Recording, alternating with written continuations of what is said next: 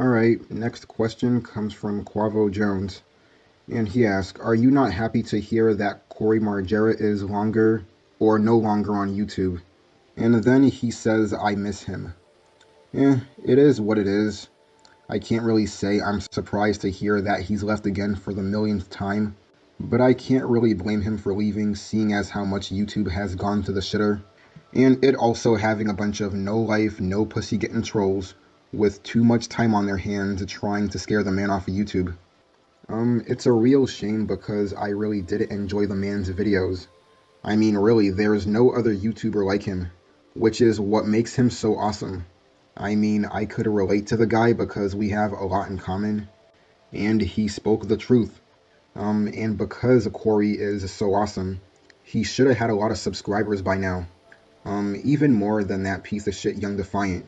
But of course, since all of his channels were getting taken down because of YouTube's strict guidelines and a bunch of no-life loser trolls trying to scare the man off of YouTube, again, I can't really blame him for leaving. In a lot of ways, he's kind of like the original ECW of YouTube, where they were getting kicked off of every network because they were too extreme.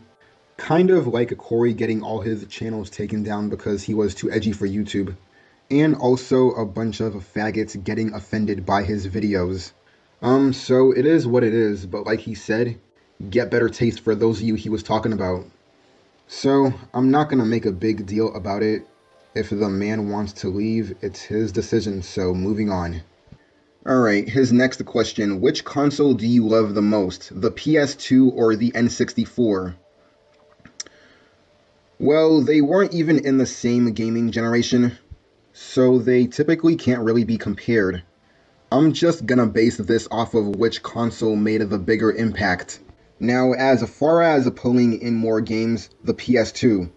But as far as innovations go, I'll give it to the N64 for the 4-player ports. Both consoles had great features and great games that gave me great memories for different reasons. I do appreciate the N64 not just for nostalgia, but it also being Nintendo's most mature console. And as much as I love the console, even by today's standards, the 3D polygon-looking character models do not age well, which is why I have to go with the PS2, not just because it had great games, but also for the fact that even by today's standards, the graphics age better than the N64. And yeah, I know this is a very apples to oranges comparison, because both came out through different gaming generations, but come on. The jump to 3D was not there for the 5th generation of gaming, which is why I thought that generation should have stayed at 2D for the most part, with the exception of games like Perfect Dark, Ocarina of Time, and wrestling games. But I do love the PS2 mainly because it had a lot of great games. Even though I never cared for Rockstar games like GTA, Bully, and Madden games and all that shit. Especially GTA San Andreas, which is an overrated ghetto ratchet game. But aside from that, the PS2 was just an amazing console. So yeah, I have to go with the PS2. Alright, so the next question comes from Benjamin Weaver, my bro right here. Okay, so, he asks, what are your thoughts on Spawn in Mortal Kombat 11 until March? Well, it's good news to hear. He's gonna be an absolute badass in Mortal Kombat 11, which I'm already loving with all the in-depth customizations that comes with each character in the game, and I can only imagine the kinds of unlockables we are gonna get from him. Plus, I'm sure there is no character in the game with green blood yet, so... But yeah, I'm pretty excited, dude. His second question, do you think Reptile in Mortal Kombat could be big? Or does he need his own spin-off game? He definitely could have been something big. The best thing they could have done for Reptile was make him more like a ninja. And keep his mouth shut. Because whenever he talks, he sounds like some dumbass outworld jobber like Baraka. But if they were to redesign him to be more of an ambiguous assassin type who doesn't speak more than he has to, that also heavily exploits his ability to turn invincible.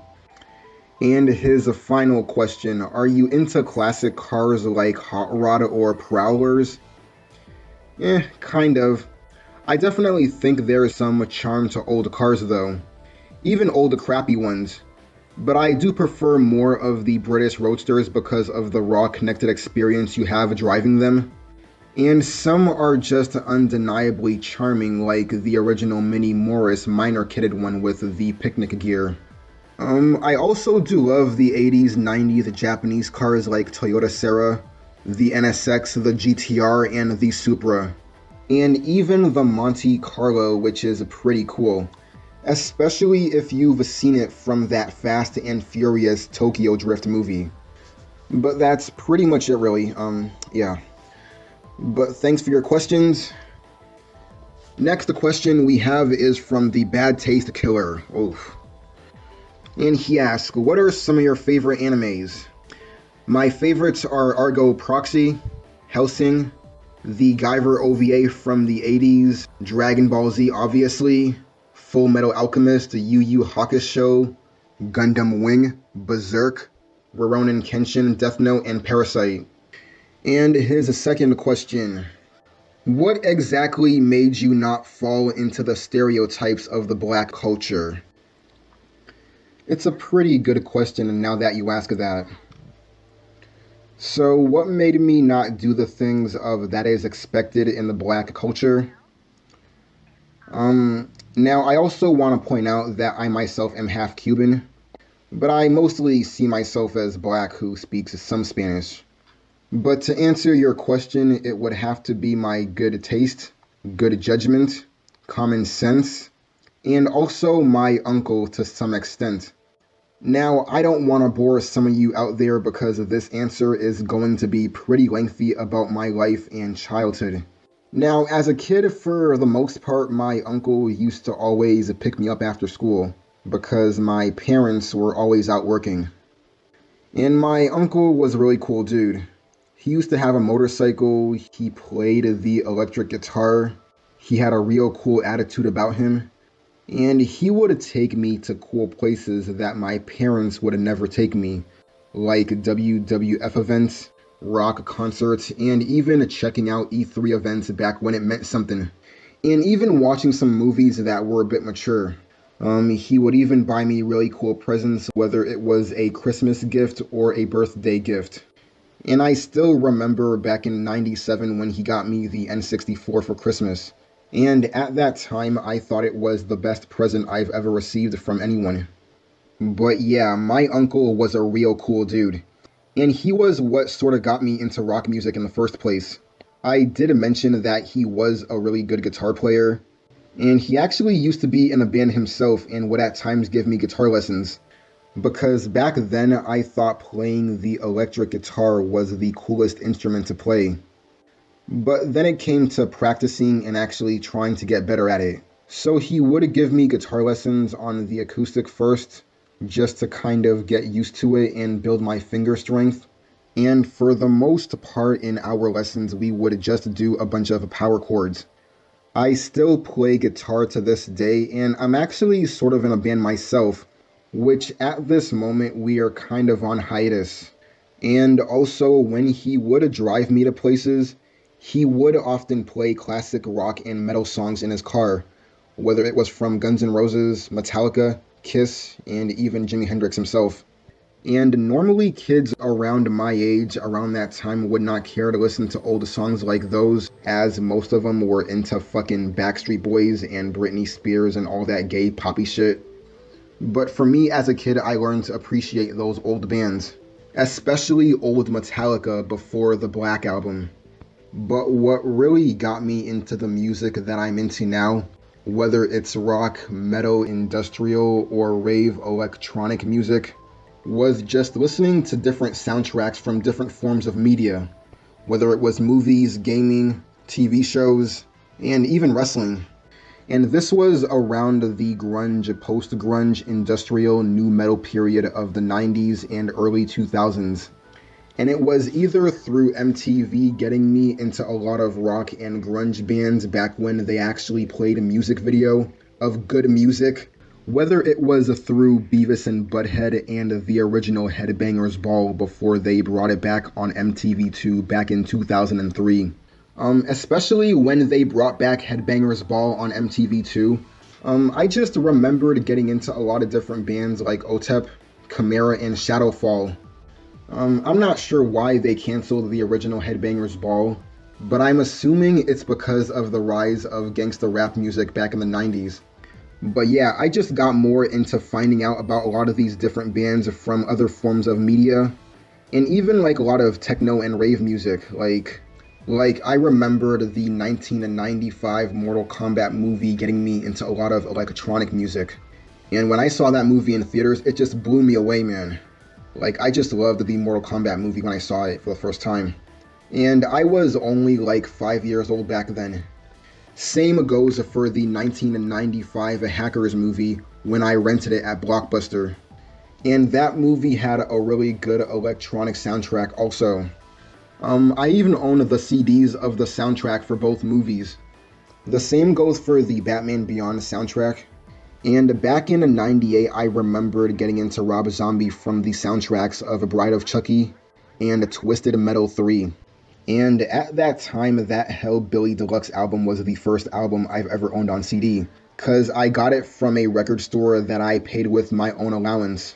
And I just remembered listening to the album and just loving every single song from it. Like back then, the album to me was just a masterpiece. And I remembered a few raves I went to played a few Rob Zombie songs. And I just remembered having a total blast. Of course, my Christian parents hated the fact that I was into that stuff, but I didn't care.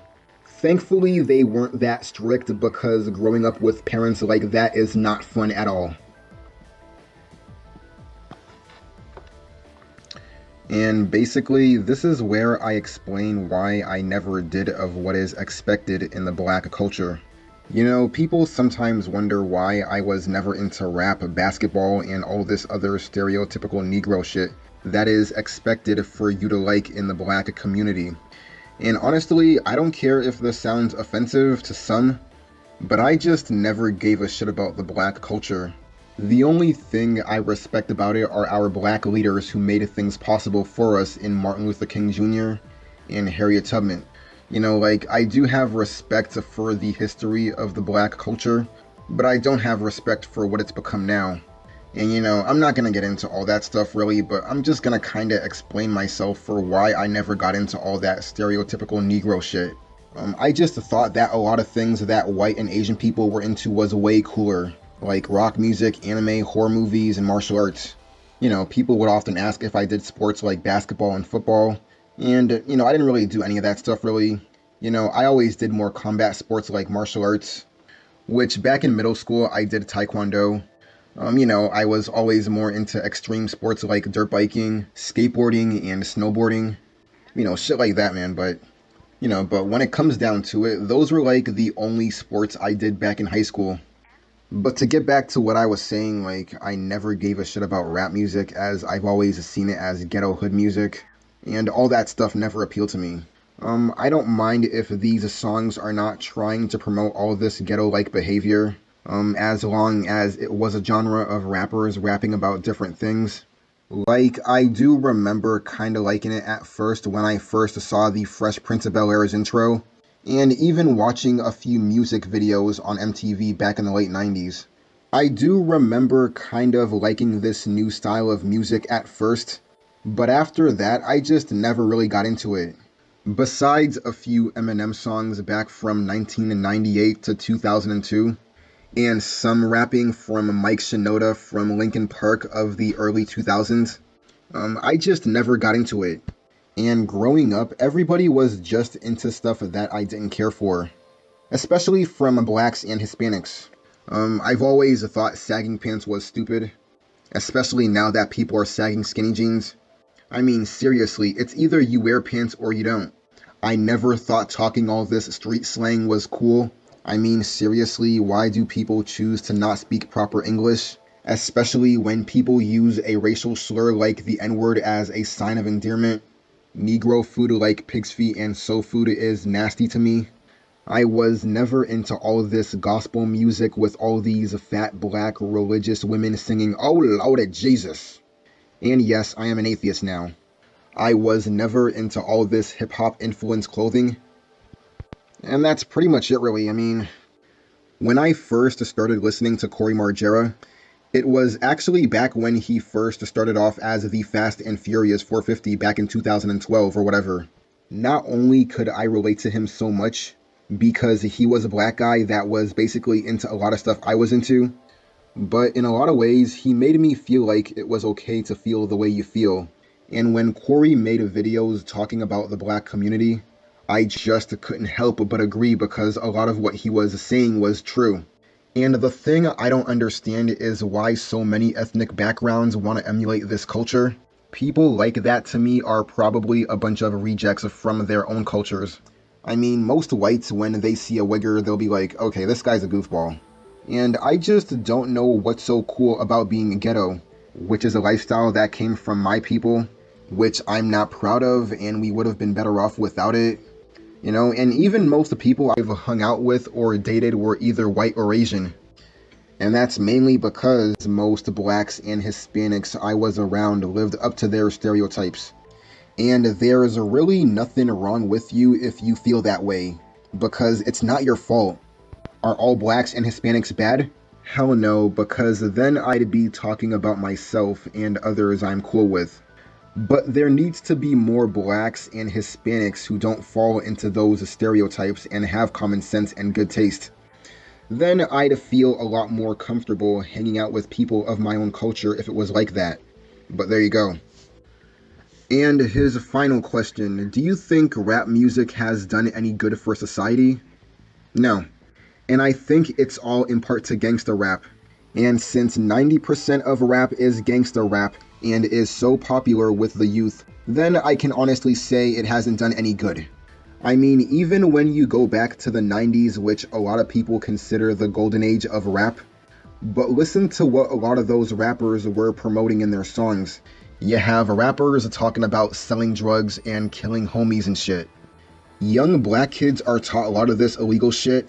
Then they are taught to be rebellious towards the police who are trying to stop them from breaking the law. Sometimes I feel like I'm the only person to generally not like rap music because I feel it has had a negative influence to the black culture. Like, even a friend of mine who lived in the suburbs told me that hip-hop culture is the main reason these kids go looking for trouble. I mean, just look at the artists that these kids are inspiring to be. And people can make all the arguments they want, like Kendrick Lamar, who tried to debunk the argument from Geraldo Rivera by saying that rap music is our culture for blacks, who come from the streets to express themselves in music form. Yeah, like they can't express themselves in other genres of music. I mean, seriously, I can honestly tell you what gets me pissed off is when people say that rap is the only music culture for blacks to make it big. Which to me is bullshit. I mean, yes, most rappers do, but so do most black techno producers or electronic music producers such as Herbie Hancock. Joey Leray, who is an ex-producer of the band Thompson Twins, was actually a synth player.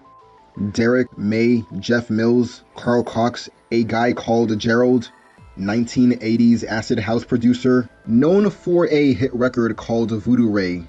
And for the rock scene, we have Kelly O'Keefe, lead singer for the UK band Block Party, LeJohn, who is a lead singer of Seven Dust, Living Colour, who is an entirely black rock band, Death, another entirely black rock band.